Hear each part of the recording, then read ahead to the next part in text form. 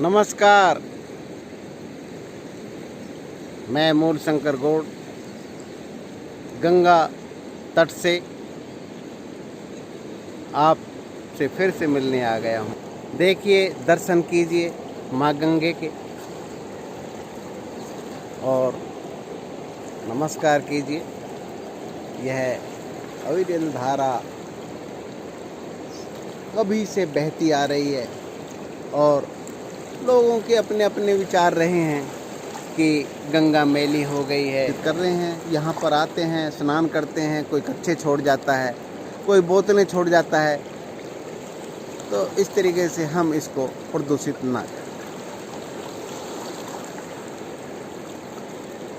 तो मैं कह रहा था कि हमारी विचारों की शुद्धता बहुत ही ज़रूरी है। मैंने पीछे की वीडियो में भी यही कहा था और आज फिर उस विचारों की शुद्धता कैसे की जा सकती है उसके बारे में आप लोगों से बताऊंगा। आप दर्शन कीजिए उन पहाड़ों का जो ऋषियों के केस के रूप में यहाँ पर प्रकट हुए हैं। आज सूर्य देव थोड़ा देरी से प्रकट हुए हैं। पहाड़ों पे बहुत सुंदर दृश्य है। बादल नीचे उतर आए हैं, देख पाएंगे आप। और ये जानकी सेतु है। इस प्रकार से यहाँ पे ये ट्रैक बनाया है घूमने के लिए गंगा जी के तट पर। बहुत सुंदर, और गंगा जी बह ही रही हैं, वो देख ही रही हैं आप। आनंद लीजिए गंगा जी।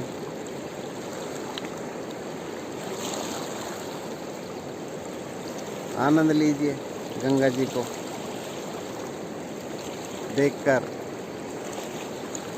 आपको आनंद आएगा। मैंने पीछे एक टॉपिक छेड़ा था कि पिंडेषु ब्रह्मांडे। हाँ, यह सच है। तैत्तिरीय उपनिषद में इसका उल्लेख है। और हम जब ध्यान अवस्था में जाते हैं तो उसको बेहतर तरीके से देख भी पाते हैं। आज मैं उसी के विषय में आप लोगों को अवगत कराऊं। इस पिंड में पूरा ब्रह्मांड दृष्टिगोचर हो रहा है। जब हम सूर्य और चंद्रमा की बात करते हैं तो नासिका में भी, नासिकापुट में भी इसको देखा जा सकता है। इंगला पिंगला सुषुम्ना गंगा जमुना सरस्वती और सूर्य चंद्रमा, इस तरीके से सूर्य चंद्रमा वैसे हम आँखों में उसका वास देखते हैं। अब क्वेश्चन उठता है कि महानगरों में कोरोना काल में ये जो ऑक्सीजन कम हो रही है, इसका क्या कारण है? हमारे शरीरों में ये ऑक्सीजन क्यों कम होती है? कभी आपने बच्चे को सोते हुए देखा है? देखा, ये सब नहीं देखा। उसका सोते हुए अब विशेष तौर पर देखना, उसका पेट हिलता है, चेस्ट नहीं हिलती, वो पेट से सांस लेता है। और आप उस बच्चे को देखना, जब वो घबरा जाता है, डर जाता है, तो उसका पेट हिलना बंद हो जाता है, उसकी चेस्ट हिलती है। चेस्ट की सीमाएं हैं अपनी, वो कितना प्राण लेगी। यह इमरजेंसी में यंत्र काम करता है, चेस्ट, लंग्स हमारे। और इमरजेंसी कब होती है? जब हम विपत्ति काल में होते हैं, पीछे शेर भाग ले या किसी से झगड़े हो जाएं, और या किसी जिसको आप पसंद नहीं करते उसके बारे में ज़्यादा विचार करने लगे, किसी बीमारी का विचार करने लगे, तब क्या घटना घटती है, यह मैं आपको आज विस्तार से बताता हूँ। घटना घटती है जब हम किसी का विचार करते हैं तो हम तद्रूप अवस्था हो जाते हैं। हम क्या हम प्राण में ही जीते हैं। प्राण बाहर गया, हम बाहर गए। प्राण अंदर आया, हम अंदर आए। अब मैं यहाँ पर गंगा जी के स्नान करने बैठ जाता हूँ और कोई मेरे सिर के ऊपर हाथ रखे और इसको प्रेस कर देता है, दबा देता है, तो सब कुछ इस प्राण में ही रुक जाता है। सारी इंद्रियां, ज्ञान इंद्री, कर्म इंद्री स्थिर पड़ जाएंगी और यह छटपटाहट पैदा हो जाएगी और एक प्राण के लिए, एक श्वास के लिए तड़प उठेगी और बाहर निकलने की कोशिश करेगी। और जब वो निकलने नहीं देगा तो मेरी एक चेस्ट काम करना शुरू करेगी और इतनी एनर्जी पैदा कर देगी जो साधारण तौर पर मैं पत्थर नहीं उठा सकता, साधारण तौर पर पत्थर नहीं उठा सकता। उस समय उस पत्थर को, उस वजन को जो मुझे दबा रहा है, जो इस शरीर को दबा रहा है, खत्म करने की चेष्टा कर रहा है, उसको मैं उठा के फेंक दूँ। यह लंग्स इमरजेंसी के तौर पर इतनी ताकत पैदा करते हैं, यहाँ से दिमाग से ऐसी बुद्धि, ऐसी ताकत रिलीज होती है जो कुछ भी कर सकती है। अब ऑक्सीजन कम कैसे होती है वो मैं बताता हूँ। घबराहट से। जब हम बार बार किसी बीमारी के बारे में सोचते हैं तो ये तद्रुप अवस्था हो जाता है, शरीर मस्तिष्क रूपांतरण हो जाता है और ऑक्सीजन उसके अनुसार चलने लगती है, उसको अपने इस शरीर में उतारना शुरू कर देता है। उसी जैसी ऑक्सीजन, उसी जैसा प्राण गति करने लगता है। तो मैंने बताया इस शरीर पे नियंत्रण न होने के कारण यह शरीर अपने हिसाब से चलने लगता है, अपनी गति करने लगता है। अर्थात बंधे हुए अर्जुन के रथ में बंधे हुए घोड़े मन के मुताबिक चलने लगते हैं। तो मन के मुताबिक ना चल के शिव को उसका सारथी बनाए, जैसे कि अर्जुन ने कृष्ण को सारथी बनाया था, उस ब्रह्म परमेश्वर को सारथी बनाया था। एक आत्मा सर्वधर्मान परित्यज्य मामेकम, यानी कि मैं जो एक हूँ, मैं जो कई नामों से पुकारा जाता हूँ, जो मैं एक हूँ, वो कृष्ण, उसके अधीन कर दें इस शरीर को। और ये अधीन हम साधारण तौर पर कर सकते हैं, परंतु विसंगति यहाँ पैदा हो गई कि हम उसको जान ही ना पाए। और जाने भी कैसे? आज जो मठों में महात्मा लोग बैठे हैं वो धन के मालिक तो बने ही हैं, परंतु ज्ञान को भी नष्ट किया, वो नहीं दिया, वो सूत्र नहीं दिए, हमें प्राप्त नहीं हुए, जो कि हमें बहुत ज्यादा जरूरत थी। उसकी जरूरत इसलिए थी कि वो समाज को उसकी रिक्वायरमेंट है, जरूरत है। ऐसी ऐसी समस्याएं जन्म ले रही हैं जहां पे स्वर्ग ज्ञान की जरूरत है।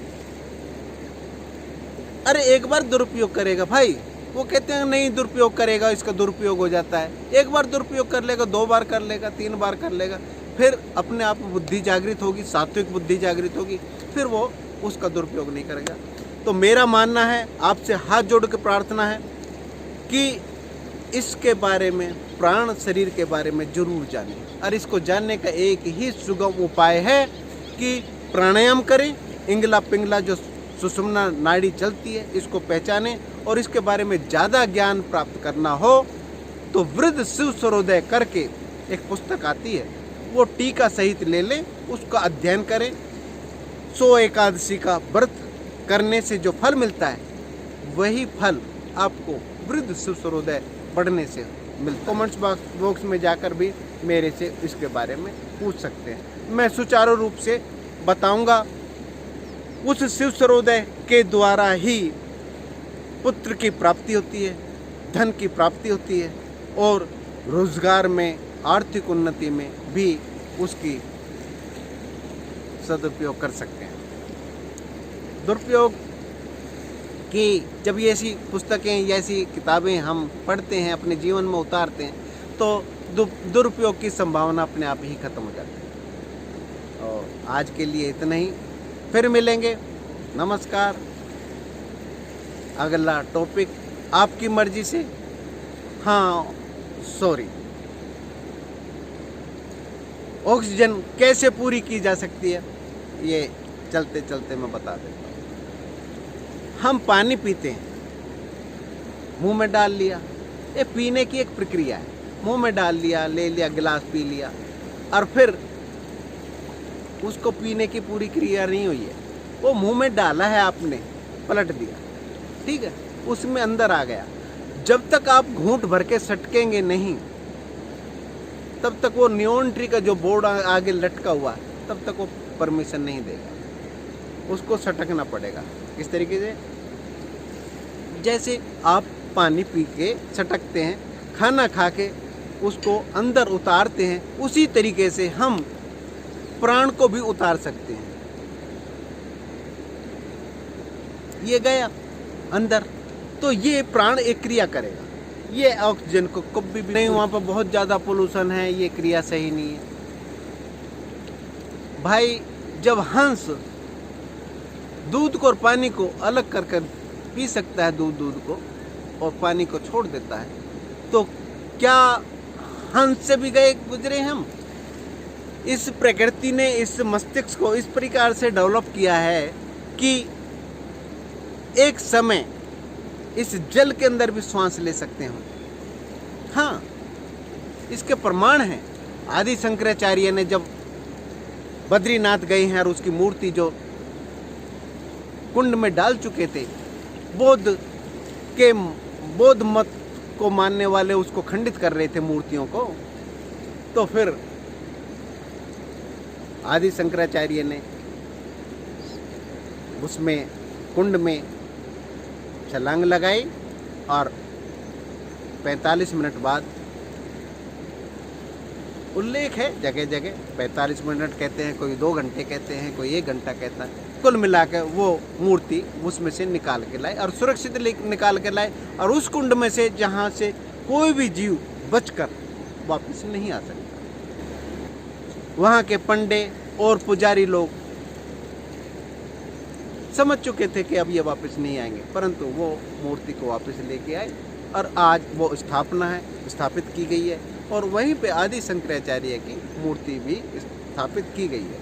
तो मेरा मानना है कि इसको आप जितना जानेंगे उससे और आगे है। बुद्धि की, पृथ्वी की सबसे बड़ी लेबोरेटरी हमारे पास खोपड़ी, और इसका उपयोग करना, सही उपयोग करना चाहते हैं तो बेटर ये है कि आप इसको जानें। आज के लिए इतना ही, जो छूट रहा था वो भी बता दिया। हरिओम, नमस्कार। फिर मिलेंगे, देखते हैं कौन सा स्थान है, आपको अच्छे स्थान के दर्शन कराएंगे आपको। फिर मिलते हैं किसी मित्र के साथ। नमस्कार।